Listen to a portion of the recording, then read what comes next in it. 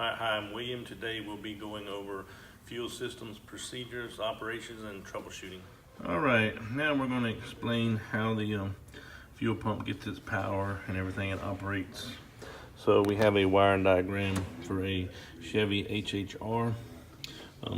First of all, the ECM over here gives the signal down to the fuel pump relay. Once the relay is activated, the power comes out and goes down to the fuel pump, and that's the wiring for the fuel pump. The injectors, once the fuel pump and everything's activated, you have an ejector relay, same thing, controlled by the ECM, comes out the relay, goes over to each of the injectors, and then they're grounded out to the engine control module. So the fuel injectors for the HHR are ground control. The engine control module provides the ground for them to activate.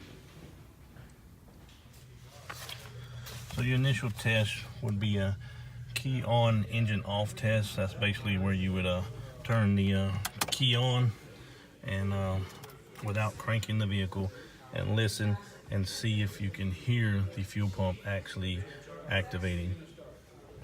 You may or may not be able to hear it in some vehicles. Okay, we did the key off, engine on test, which is basically where you don't crank, you just listen for your fuel pump. But you have other tests that you would perform with key on, engine cranking. That would actually be where you're trying to crank the vehicle while you're testing the system. And then the next ones would be key on, engine running, where you'd have to crank the vehicle and have it running to test certain functions of the injectors and stuff like that. Okay, now we're going to perform the bench test on the fuel pump 4-pin relay. You have pin 30, pin 85, pin 87, and pin 86. All right, the 30 pin would be the power from the fuse. The 87 pin would send the power to the pump.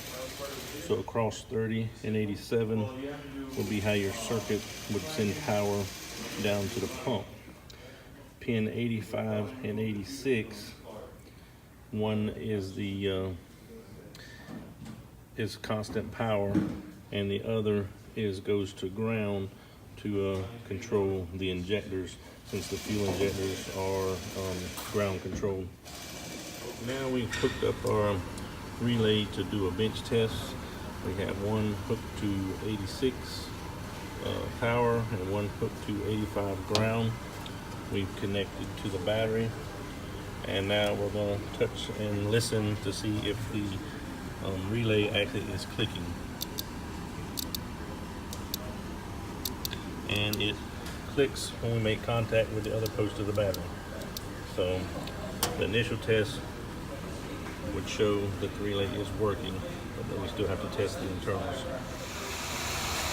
Okay, now we're going to use this relay test jumper kit and test this the fuel pump relay with the vehicle actually running. Okay, we've got the kit, we've got it hooked up to the vehicle. We use the correct adapter to test the relay, and we're going to test from pin 85 and 86, which is the pole side, and ideally it should read system voltage. All right, we've got it hooked up properly, and we're testing the coil side of the relay. It's actually reading right now 13.59. That's a little bit high now because the battery is weak and we're on a charger. So as of right now, I would say that the coil side is actually good. It's reading 13.59, 13.6 volts. So it's hooked up to pin 86 and 85, which is the pole side. Okay, now that we tested the pole side, I'm going to disconnect and test the switch side of the relay.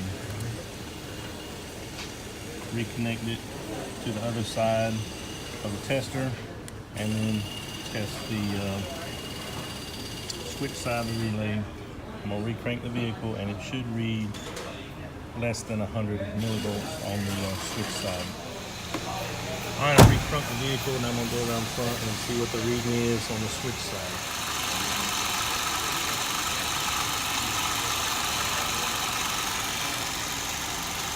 Okay, switch side read approximately 36 millivolts, so it's a good reading.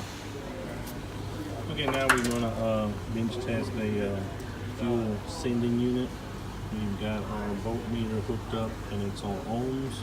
We have it hooked up to the appropriate leads at the connector. And now I'm just going to come over here and lift, move this over a little bit, and lift the float, and then you'll be able to see the changes in resistance on the meter. As I lift the float, the resistance goes down. As I lower it, it goes up.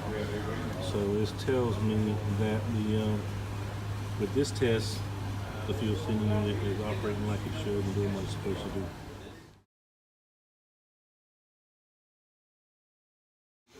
Alright, next we have a 2009 Honda Accord, and we are going to be testing the fuel pump for power. We have the wiring diagram, so we're going to get in the vehicle in the back seat, the seat removed, and get to the fuel pump. Find the harness. The pink wire on the harness should be power, and the black wire will be ground. Alright? Alright, right now the seat has been removed, and the fuel pump access cover has been removed so we can get to the harness. The pink wire has been back probed so we can test for power.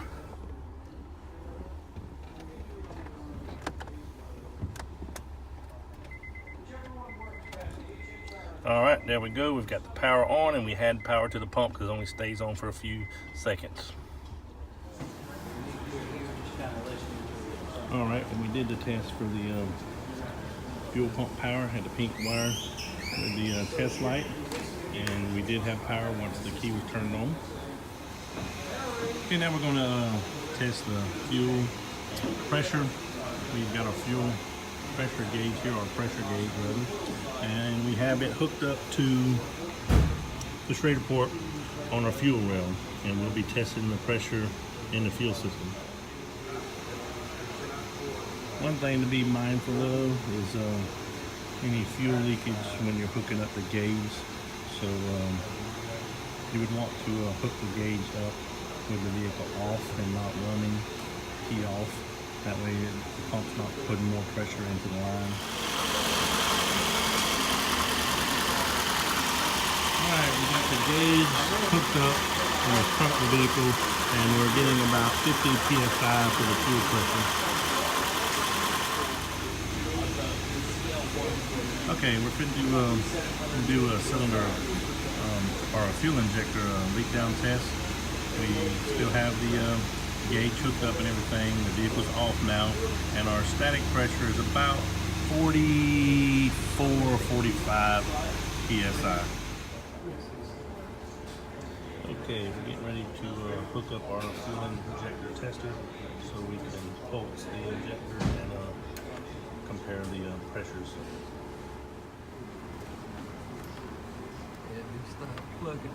So there's one, you see? To the injector. Yep. It's a pain, man.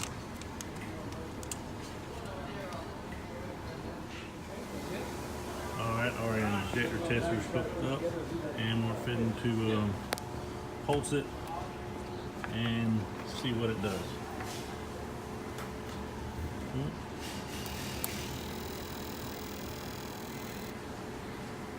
Okay, when we did the injector and pulsed it with the tester, it dropped to about 15 psi.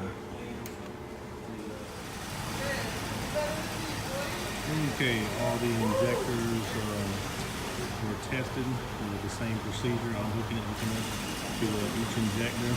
it appears that the number 4 injector may have an issue.